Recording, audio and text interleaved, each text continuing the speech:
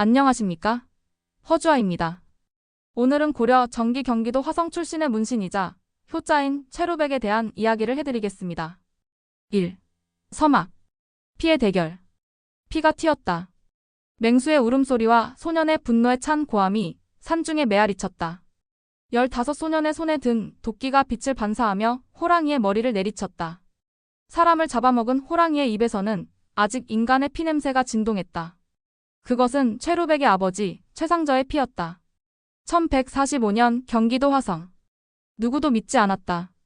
어린 소년이 산중의 최강자 호랑이와 대적할 수 있으리라고는. 하지만 효심에 불타는 소년의 눈에는 두려움이 없었다. 오직 살해당한 아버지의 모습만이 그의 뇌리에 박혀 있었다. 갈기갈기 찢긴 시신. 핏물로 물든 땅. 호랑이에게 잡혀간 아버지를 찾아 나선 마을 사람들이 발견한 것은 참혹한 흔적뿐이었다. 누구도 원수를 갚으려 하지 않았다. 짐승의 길은 짐승의 길일 뿐이라며 체념했다. 하지만 최루백은 달랐다. 그는 3일 동안 눈물도 흘리지 않고 할아버지의 낡은 도끼만 갈았다. 사흘 후 그는 산으로 향했다. 누구도 그를 막지 못했다. 사람들은 그저 불쌍한 아이가 죽으러 간다고 생각했다. 아무도 몰랐다. 이 소년이 단순히 원수를 갚는 것이 아니라 800년이 넘는 세월 동안 한국인의 정신적 가치를 상징하는 위대한 효자가 될 것이라는 사실을. 2. 호랑이와의 대결. 소년의 용기. 마을 어른들은 모두 최루백을 말렸습니다. 어린 그가 호랑이를 잡겠다는 것은 죽음을 자초하는 일이었습니다. 아버지가 죽었는데 살아있을 수 없다는 최루백의 결심은 확고했습니다. 최루백은 할아버지의 낡은 도끼를 손에 쥐고 산으로 향했습니다. 새끼 식사도 거른 채 그는 오직 한 가지 생각만 품었습니다. 아버지의 원수를 갚아야 한다는 일념뿐이었습니다. 산속에서 나흘을 보낸 후 5째 날 새벽, 최루백은 마침내 그 호랑이를 마주했습니다. 사람의 피를 본 호랑이는 이미 인육의 맛을 알고 있었습니다. 호랑이의 눈빛에서 소년은 공포가 아닌 아버지의 마지막 순간을 보았습니다. 호랑이가 달려들었고 소년은 온 힘을 다해 도끼를 휘둘렀습니다. 죽음의 순간에도 아버지에 대한 효심이 그를 지켰습니다. 믿기 어려운 일이 일어났습니다. 15소년의 도끼에 맞아 호랑이가 쓰러진 것입니다. 마을 사람들은 피투성이가 된 채 호랑이를 끌고 내려오는 소년을 보고 경악했습니다. 그날부터 최루백의 이야기는 고려 전역으로 퍼져나갔습니다. 3. 아버지를 향한 3년의 약속. 최루백은 아버지의 시신을 수습하여 홍법산 서쪽 기슭에 정성스레 모셨습니다. 그리고 그는 무릎을 꿇고 약속했습니다. 아버지 곁에서 3년을 지키겠다는 맹세였습니다. 그는 아버지의 무덤 옆에 작은 움막을 짓고 심여살이를 시작했습니다. 폭우가 쏟아지는 날에도 눈보라가 몰아치는 날에도 최루백은 움막을 떠나지 않았습니다. 사람들은 그가 얼마나 버틸지 의문이었지만 소년의 효심은 끝내 3년의 약속을 지켰습니다. 봄이면 산에서 나무를 캐고 여름이면 물을 길어 무덤을 돌보았습니다. 가을에는 낙엽을 쓸어내고 겨울에는 눈을 치웠습니다. 그의 심여살이 중에는 기이한 일들이 많았다고 합니다. 폭풍우가 쏟아지는 날 무덤 위로 커다란 새가 날아와 비를 막아주었다는 이야기, 한겨울밤 호랑이가 나타나 소년의 움막을 지켜주었다는 이야기가 전해졌습니다. 4. 고려의 문신 효자에서 충신으로. 심여살이를 마친 최루백의 이름은 이미 고려 조정에까지 알려져 있었습니다. 그의 효행에 감동한 인종은 그를 불러들여 관직을 내렸습니다. 최루백은 과거에 급제한 후 우정원 지제고를 시작으로 관직 생활을 시작했습니다. 처음에는 많은 대신들이 반대했지만 그의 타고난 지혜와 정의로움은 곧 모두를 침묵시켰습니다. 특히 1146년 좌사관이 되어 선역계에 참여했을 때 그는 부패한 고위 관료들의 불공정한 세금 감면 사건을 밝혀내는 용기를 보였습니다. 그의 정직함은 인종을 감동시켰고 부패한 관리들은 파직되었습니다.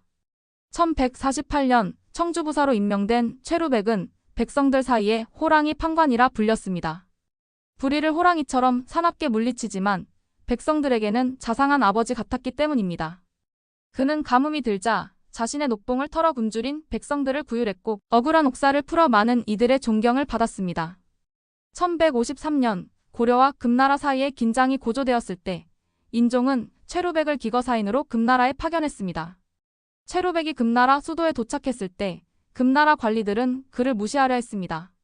그러나 그의 담대함과 지혜는 금나라 황제를 감동시켰고 양국 간의 긴장은 완화되었습니다. 이 외교적 성공으로 최루백은 귀국 후 국자사업과 한림학사 등의 중책을 맡게 되었습니다.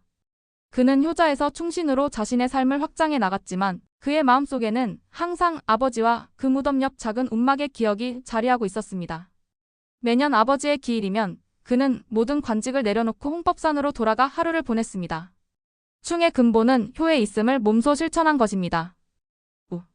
아내를 향한 영원한 사랑, 염경의 묘지명. 내 생의 가장 큰 호랑이는 그대를 잃은 슬픔이었소. 호랑이를 물리치고 아버지의 심효살이를 마친 최루백이 마음을 연 사람은 염경애라는 여인이었습니다.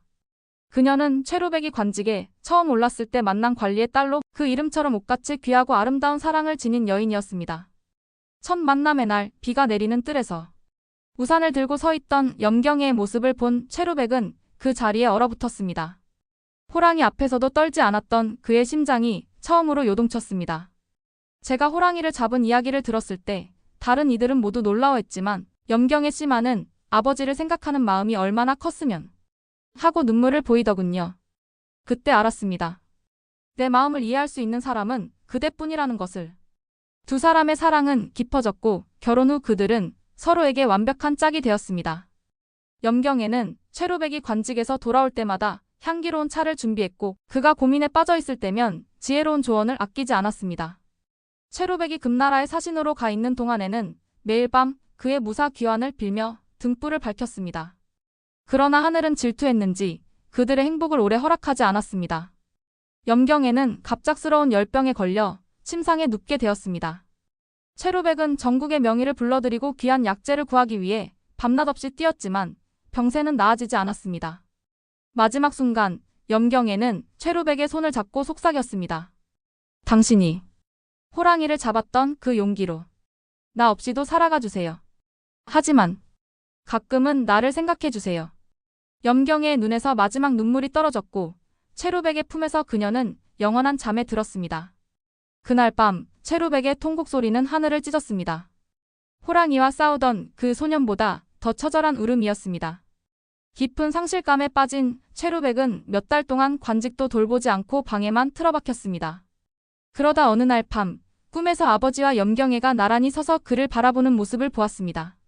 그들은 아무 말도 하지 않았지만 최루백은 그들의 마음을 알았습니다. 다음 날 아침 최루백은 붓을 들고 아내를 위한 묘지명을 쓰기 시작했습니다. 그것은 단순한 추모의 글이 아니라 그의 영혼을 담은 사랑의 고백이었습니다. 고려시대 여성의 이름이 온전히 기록된 드문 사례로 염경애의 효성과 덕행뿐만 아니라 그녀와의 추억 그리고 그녀에 대한 깊은 사랑을 담고 있었습니다. 하늘이 나에게 준 선물이었으나 이제 하늘로 돌아갔구나. 그대의 웃음소리가 비처럼 내리던 날들이 그립구나. 내 손에 잡히던 그대 손의 따스함, 내 귓가에 속삭이던 그대 목소리의 감미로움, 내 마음속에 피어나던 그대 사랑의 향기. 이 모든 것들이 내 영혼에 새겨져 영원히 사라지지 않으리라.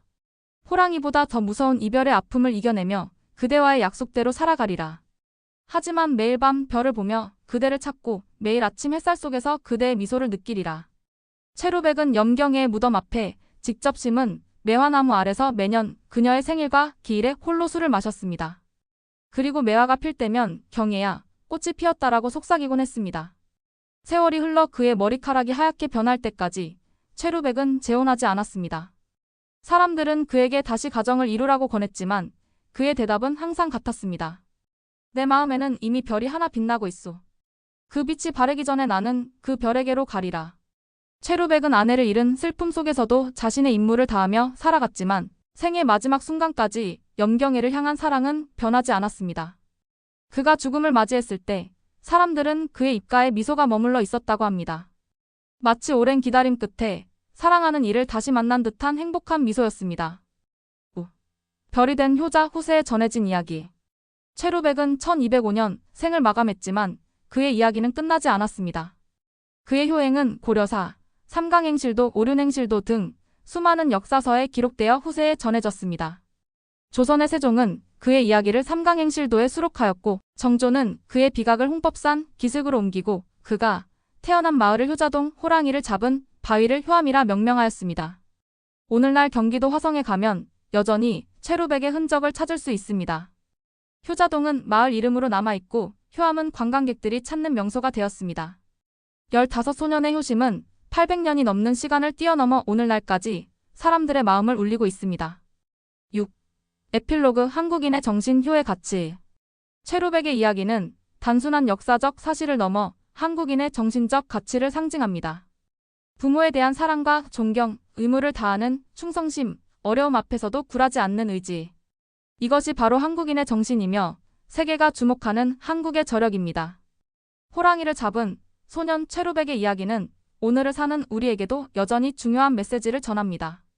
가족의 소중함, 책임감, 용기, 그리고 끝까지 최선을 다하는 정신. 이런 가치들이 지금의 대한민국을 만들었고 앞으로도 우리를 이끌어갈 것입니다. 어쩌면 우리 모두의 가슴속에는 작은 최루백이 살고 있는지도 모릅니다. 사랑하는 이들을 위해 호랑이와 맞설 용기와 열정을 가진 그 작은 영웅 말입니다. 이상 영예일치 채널의 허주아였습니다. 구독과 좋아요, 댓글은 저에게 큰 힘이 됩니다. 감사합니다.